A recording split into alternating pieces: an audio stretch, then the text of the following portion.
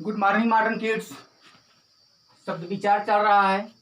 आज शब्द विचार में आप पढ़ेंगे एक नया, जैसा कि शब्द को 4 आधारों पर वर्गीकृत किया गया है। बार बार बता रहे हैं आपको, रिवीजन से ले रहे हैं।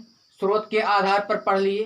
स्रोत के आधार पर 4 भेद, अर्थ के आधार पर 4 भेद थे, लेकिन रचना के आधार पर, जैसे रचना 3 अक्षर है ना, तो इसके 3 भेद ऐसे भी जान लें, और 2 अक्षर वाले के 4 भेद। एक ट्रिक के माध्यम से बता रहे हैं। खैर, जैसे भी हो आप लर्न कर सकते हैं। तो रचना के आधार पर आज हम सब पढ़ेंगे कि रचना के आधार पर कितने भेद हैं। तो रचना के आधार पर शब्दों के 3 भेद हैं, यहाँ लिखा गया है, आप लोग देख पा रहे होंगे। तो इसमें कौन कौन से हैं? रूढ़ शब्द है, रचना के आधार पर रूढ़ शब्द है, यौगिक शब्द है और योग रूढ़ शब्द है। तो आज हम पढ़ेंगे इसमें रूढ़ शब्द। रूढ़ शब्द किसे कहते हैं? रूढ़ शब्द पढ़ने से पहले ये जान जाएं बच्चों कि रूढ़ शब्द किसे कहते हैं।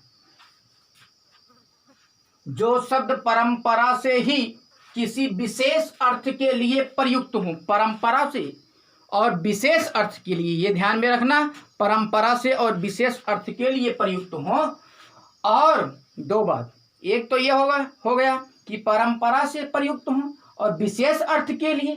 दूसरी बात क्या है? जिनके टुकड़े करने पर कोई अर्थ ना हो, जिनके टुकड़े करने पर कोई अर्थ ना हो, उसे ही, ठीक, उसे क्या कहेंगे? रूढ़, वही रूढ़ शब्द कहलाता है, या वे रूढ़ शब्द कहलाते हैं। अब बात करते हैं, आइए समझ लें एग्जाम्पल के माध्यम से। फूल लिखा गया, नदी पानी, ठीक, परंपरा से प्रयुक्त कर रहे हैं कि नहीं कर रहे हैं ये सब, और विशेष अर्थ के लिए करते हैं कि नहीं, फूल नदी पानी। तो इसमें और फिर अगला इसमें बताया गया कि टुकड़े करने पर कोई अर्थ, अगर फू इधर कर दो ला इधर कर दो, क्या कोई अर्थ निकलेगा? कोई अर्थ नहीं निकलेगा। नदी है ना, इधर कर दो दी इधर कर दो, कोई अर्थ निकलेगा? कोई अर्थ नहीं निकलेगा। पानी है ना, पा इधर कर दो अलग कर दो, नी अलग कर दो, अलग करने पर या टुकड़ा करने पर, ठीक है, यहाँ लिखा गया ना, टुकड़े करने पर कोई अर्थ ना निकले तो क्या होता है?